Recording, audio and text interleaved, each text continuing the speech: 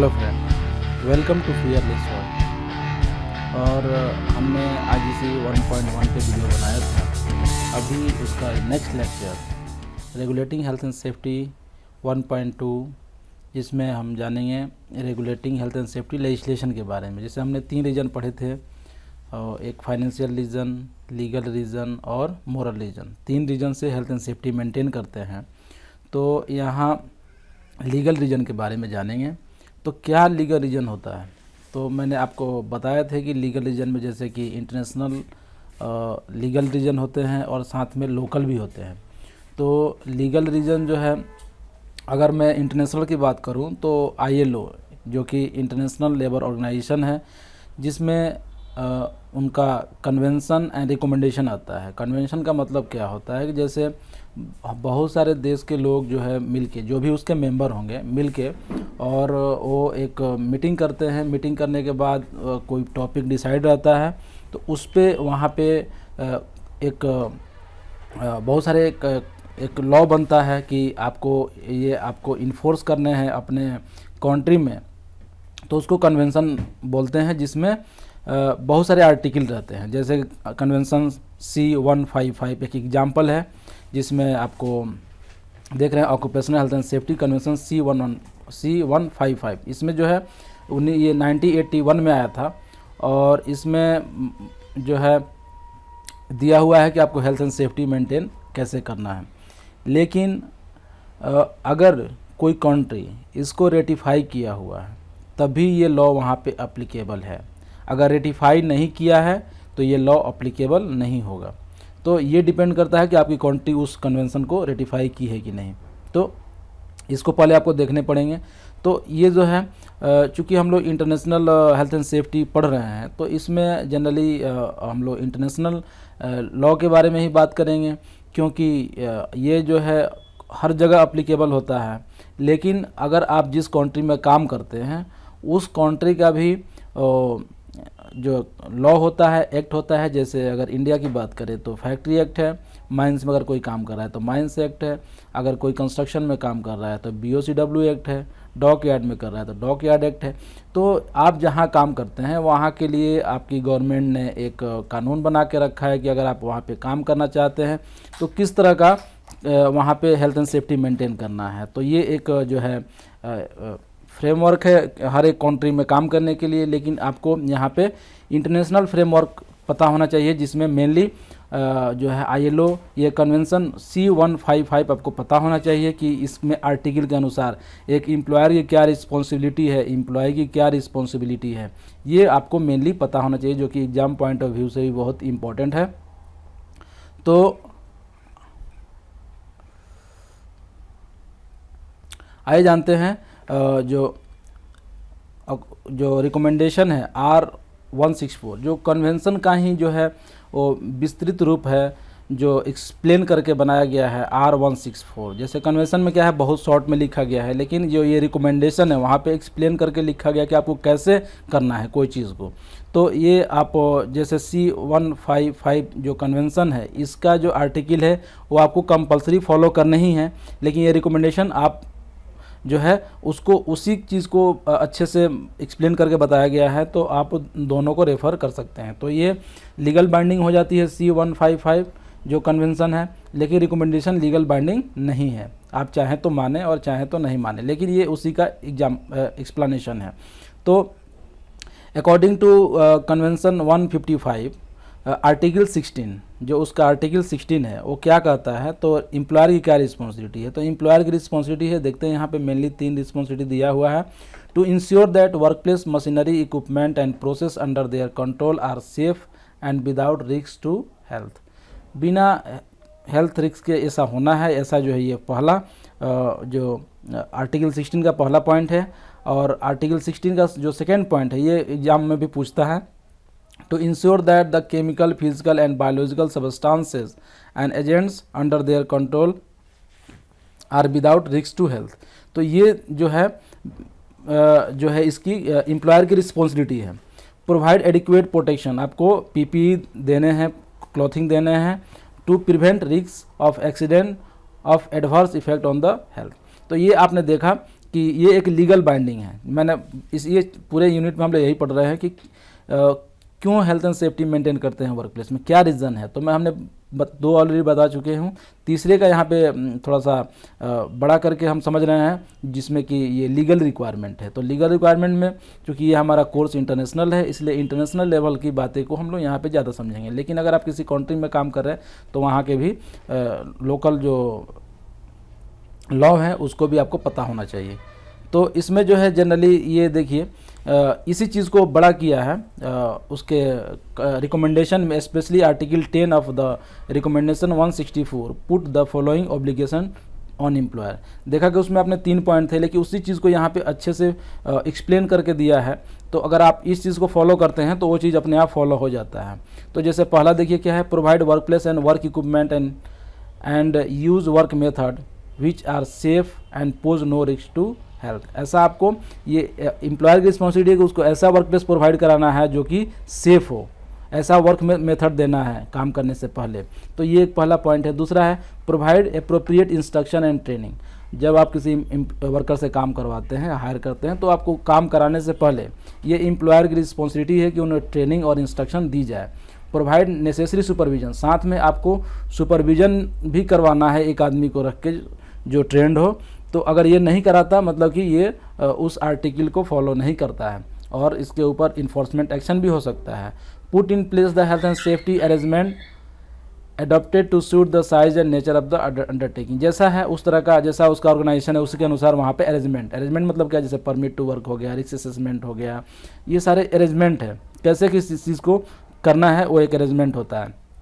Provide any necessary personal protective clothing equipment free of charge. तो कुछ ऐसा आपको पीपीई उनको प्रोवाइड करने हैं according to need. Ensure that hours of work do not adversely affect employ safety health. और जो वर्किंग आवर है वो नॉर्मल होनी चाहिए और ऐसा वर्किंग आवर नहीं होना चाहिए जो कि उनके हेल्थ को इफ़ेक्ट करे। तो ये बहुत बड़ा चीज़ है, लेकिन ये ऐसे जनरल बातें यहाँ पे हैं।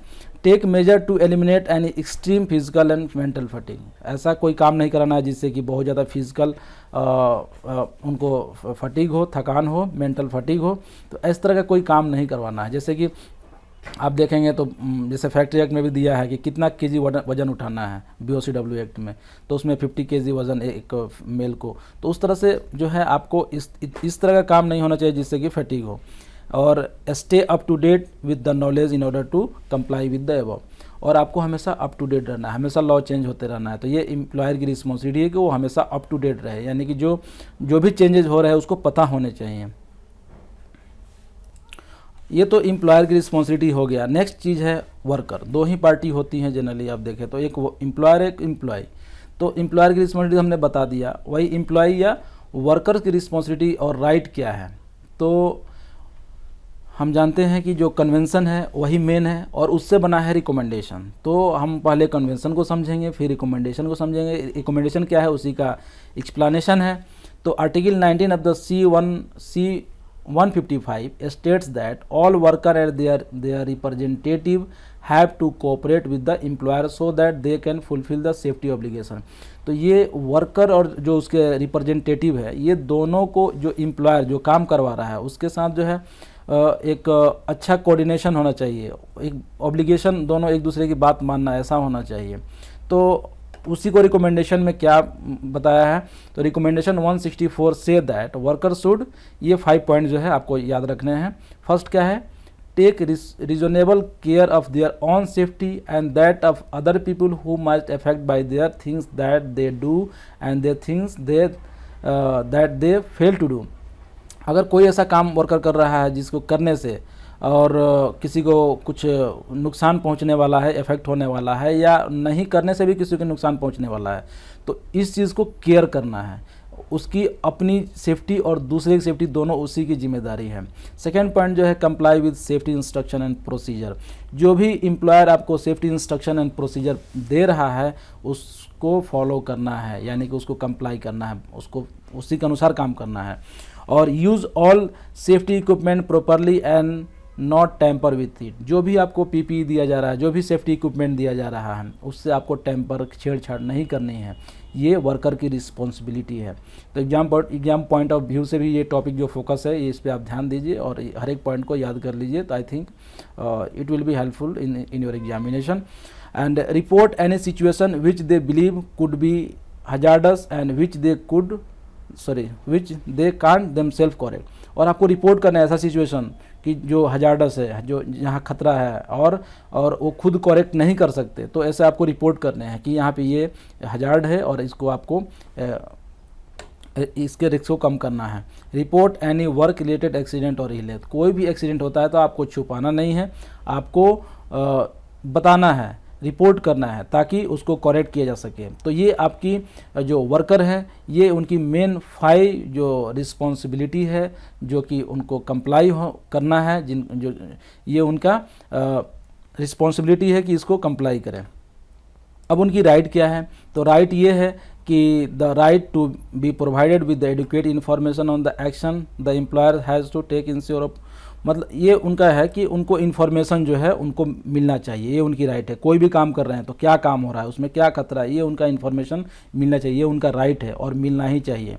सेकंड जो है जैसे उनको ट्रेनिंग मिलनी चाहिए, किस पे? Occupational health and safety. अगर कहीं काम कर रहे हैं तो ये उनका राइट है कि उनको जो उनकी एम्प्लॉयर है उनको ट्रेनिंग दे, और उसके लिए आप बात भी कर सकते हैं। Right to be consulted by the employer on the matter of occupational health and safety relating to their work. ये राइट टू है कि कंसल्ट करे किसी मैटर पे, कोई बात है तो कि क्या खतरा है, चाहे ऐसे होना चाहिए, इस तरह का कंसल्ट करना उनका राइट है।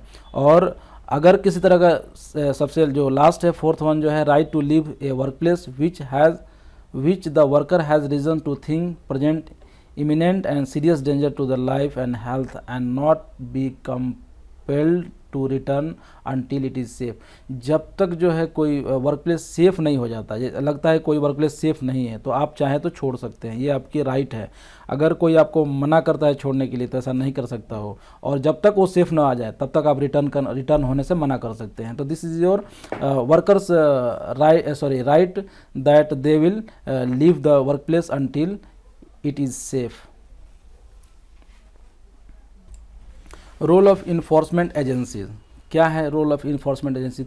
इन्फोर्समेंट एजेंसी जो है अलग अलग होता है। जैसे ILO तो एक इंटरनेशनल है, लेकिन हर देश का एक अलग अलग जो है हर एक देश का अलग अलग अपना एक लॉ होता है और इन्फोर्समेंट एजेंसीज होती है। जैसे कहीं कहीं क्या है, पुलिस जो है इस बात को लेकर फोर्स करती है। जैसे इंडिया में आप बात करें तो यहाँ का जो सेफ्टी इंस्पेक्टर है, फैक्ट्री इंस्पेक्टर है, वो इन्फोर्स करता है। और DGMS जो माइंस के फील्ड में जो है, DGMS जो है हेल्थ एंड सेफ्टी को इन्फोर्स करता है। तो आप देखेंगे कि कोई एक हार्मोनाइज्ड ग्लोबल स्टैंडर्ड नहीं है जिस चीज़ को इन्फोर्स किया जाए, तो हर जगह अलग अलग है। ये जो कि कंट्री टू कंट्री वेरी करता है। तो मेन जो है रोल क्या होता है इन्फोर्समेंट एजेंसी का, कि एम्प्लॉयर को फोर्स करे कि कंप्लाई करने के लिए कौन सा, तो जो लॉ है उस कंट्री का या इंटरनेशनल लॉ को फॉलो करे, और अगर नहीं करता है तो start criminal proceeding against person और organisation they believe have committed offences. तो इन्फोर्समेंट एजेंसी का यही काम होता है कि वो लॉ को इन्फोर्स करवाए, लॉ जो भी बने हुए हैं उसको पालन करवाए उस ऑर्गेनाइजेशन में। अगर नहीं करते हैं तो उनके प्रति जो है क्रिमिनल प्रोसीडिंग स्टार्ट करे, उन पे FIR भी हो सकता है। तो यही मेन होता है रोल ऑफ इन्फोर्समेंट एजेंसीज। तो आइए जानते हैं कंसिक्वेंस ऑफ नॉन कंप्लायंस। अगर आप नहीं फॉलो करते हैं वहाँ का जो कानून है, जो लॉ है, तो क्या होगा? तो अगर आप नहीं करते हैं तो breach of health and safety legislation is usually a criminal offence wherever you are in the world. जहाँ भी है वो एक क्रिमिनल ऑफेंस है, आप क्राइम कर रहे हैं। तो इसके लिए आप जानते हैं अगर कोई क्राइम करते हैं तो बहुत सारे इंडिया में तो बहुत सारे आर्टिकल हैं, उसके अनुसार आपको सज़ा मिलेगा। लेकिन हर जगह हर देश का एक कानून होता है। तो आइए जानते हैं कौन कौन से क्या क्या हो सकता है। Failure to meet legal standard might lead to, first जो है फॉर्मल इन्फोर्समेंट एक्शन। आपके ऊपर एक्शन हो सकता है। किनके द्वारा? तो जो इन्फोर्समेंट एजेंसी रहेगी वहाँ की। तो मैंने बताया कि हर देश का अलग अलग इन्फोर्समेंट एजेंसीज होती हैं, जैसे कहीं फायर डिपार्टमेंट ही करता है, कहीं की पुलिस करती है, कहीं के सेपरेट वहाँ का इंस्पेक्टर रहता है, वो करता है। तो ये डिपेंड करता है कंट्री पे। लेकिन आपको एग्जाम पॉइंट ऑफ व्यू से जो यहाँ पे लिखा है वही याद करने हैं और वही आपको एग्जाम में लिखने भी हैं, ताकि लेकिन आप अगर काम कर रहे हैं जिस कंट्री में, उस कंट्री का आप अगर काम करेंगे तो बाद में आपको पता होना चाहिए। तो ये है एक फॉर्मल इन्फोर्समेंट एजेंसी आपको जो है टाइम दे सकता है कि इस टाइम के अंदर में आपको काम करना है, नहीं तो वो स्टॉप करवा सकता है। तो ये क्या है? Formal enforcement action. सेकंड क्या हो सकता है? Prosecution of organisation in the criminal court. हो सकता है कि आपको कोर्ट में जो है आपका केस चला जाएगा और वहाँ पे जज के सामने आपका फैसला होगा, यानी कि prosecution of organisation in the criminal court. और थर्ड वन है prosecution of individual such as director, manager, किसी आदमी के ऊपर केस हो सकता है।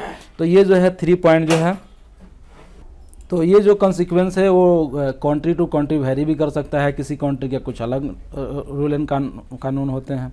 तो आप जो है यहाँ पे जो भी लिखा हुआ है वही याद रखें। कुछ अदर इंटरनेशनल स्टैंडर्ड भी है जो कि आजकल चल रहा है। तो जैसे कि मैं बता दूं, अगर क्वालिटी में है तो ISO 9001 है, ISO 14001 है, ISO 45001 है। ये 3 स्टैंडर्ड जो है आजकल ज़्यादा चल रहा है। जैसे ISO जो 9001 है वो क्वालिटी के लिए है, ISO 14001 है वो है आपको इन्वायरमेंटल के लिए, और ISO 45001 ये occupational health and safety management system है जो कि आजकल हर जगह चल रहा है। तो ये सर्टिफिकेशन हर कंपनियों को मिलता है। तो अगर आप इसके अनुसार हेल्थ एंड सेफ्टी मेंटेन नहीं करते हैं अपने ऑर्गेनाइजेशन में, इस तरह का डॉक्यूमेंट मेंटेन नहीं करते हैं, तो आपको ये सर्टिफिकेट नहीं मिलेगा, और आपका सर्टिफिकेट अगर मिला भी है तो कैंसिल हो जाएगा। तो ये जो है ये भी एक जो इंटरनेशनल स्टैंडर्ड है जो कि सेट किया गया है, और आजकल तो हर एक कंपनियां जो है चाहती है कि वो ISO सर्टिफिकेट लेने के लिए। तो ये भी एक जो है स्टैंडर्ड है जो कि हर कंपनियां फॉलो करती है। तो इसको आपको भी पता होना चाहिए। तो अदर इंटरनेशनल स्टैंडर्ड में ये है। गवर्नमेंट का जो लॉ है वो तो फॉलो होना ही होना है, वो तो कंपलसरी है, लीगल बाइंडिंग है।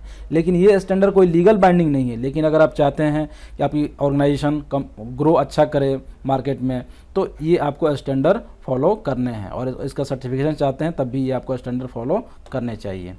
ये क्वेश्चन बहुत आता है कि मैंने भी दिए थे। एक चीज़ और छूट गया जिसमें ISO 12100 ये सेफ्टी ऑफ मशीनरी, ये एक क्या ISO कोड है। तो मशीनरी की सेफ्टी कैसी करनी चाहिए इस कोड में लिखा हुआ है। तो ये भी एक अदर स्टैंडर्ड्स हैं, इंटरनेशनल स्टैंडर्ड। ये क्वेश्चन आता है एग्जाम में बहुत कि सोर्स ऑफ इंफॉर्मेशन। अगर आप हेल्थ एंड सेफ्टी में काम करते हैं तो कोई आपको इन्फॉर्मेशन लेना है तो कहाँ से इन्फॉर्मेशन लेंगे? तो सोर्स ऑफ इंफॉर्मेशन क्या होगा? तो there are 2 source of information. एक एक्सटर्नल इन्फॉर्मेशन होता है, एक इंटरनल इन्फॉर्मेशन होता है। तो आप जिस ऑर्गेनाइजेशन में काम कर रहे हैं वहाँ से बहुत सारा जो है इन्फॉर्मेशन आप ले सकते हैं, जैसे एक्सीडेंट कितने हुए हैं, किस तरह का, तो ये आप वहाँ से डाटा ले सकते हैं। लेकिन सोर्स ऑफ इंफॉर्मेशन एक्सटर्नल जो है वो है information on national standard can be obtain from the relevant national regulatory body. जैसे कि आप देखें तो हेल्थ एंड सेफ्टी एग्जीक्यूटिव, ये एक HSE जो है वहाँ जो लंदन का है, UK का है, ये काफ़ी ज़्यादा इन्फॉर्मेशन शेयर करता है, और जो है से वहाँ पे इसके वेबसाइट पे भी बहुत सारे इन्फॉर्मेशन है। तो आप वहाँ से चाहें तो बहुत सारा नॉलेज ले सकते हैं हेल्थ एंड सेफ्टी। अगर किसी टॉपिक के बारे में जानकारी नहीं है तो वहाँ से भी आप स्टैंडर्ड को कॉपी लिख कर सकते हैं। Occupational safety and health administration OSHA जी बहुत चलता है आजकल, गल्फ कंट्री वगैरह में OSHA का स्टैंडर्ड हर जगह फॉलो होता है। तो आप वहाँ से, जैसे आपको अगर एग्जीबिशन करना है तो क्या स्टैंडर्ड होना चाहिए, हाइट पे काम करना है तो किस तरह से काम करना है, क्या होने चाहिए, वो सब वहाँ पे लिखा हुआ है। तो ये है यूरोपियन एजेंसी जो ये वेबसाइट है, वहाँ पे जाके आप बहुत सारे इन्फॉर्मेशन को आप ले सकते हैं। साथ में ऑस्ट्रेलिया, वेस्टर्न ऑस्ट्रेलिया, वहाँ से भी बहुत सारा इन्फॉर्मेशन आप इस वेबसाइट पे जाके ले सकते हैं। तो अगर एग्जाम में पूछा जाए कि what is the source of information, तो there are 2 source of information, internal and external. तो ये एक्सटर्नल जो सोर्स ऑफ इंफॉर्मेशन यहाँ पे दिए गए हैं। तो ये जो point regulating health and safety 1.2 जो हमने आपको सब एलिमेंट 1.2 बताया रेगुलेटिंग हेल्थ एंड सेफ्टी के बारे में, तो आप कमेंट करके बताएं कैसा लगा। और मैं अगले वीक जो है संडे को लाइव आ रहा हूँ लगभग 10 बजे, 10 o'clock मॉर्निंग में। तो आप कमेंट करें, आप कमेंट करके बताएं कि आपको कब फ्री टाइम मिल रहा है आप लोगों को। तो उस टाइम मैं लाइव आऊँगा और आपसे लाइव चैटिंग होगी, इंटरेक्ट करेंगे और समझेंगे कि मतलब कि आपकी क्या रिक्वायरमेंट है। तो उसके अनुसार जो नेक्स्ट वीडियो रहेंगे उसी के अनुसार रहेंगे। तो आई होप आपको ये वीडियो अच्छा लगा होगा। अगर अच्छा लगा कमेंट, लाइक, शेयर करें। थैंक यू, धन्यवाद, नमस्कार।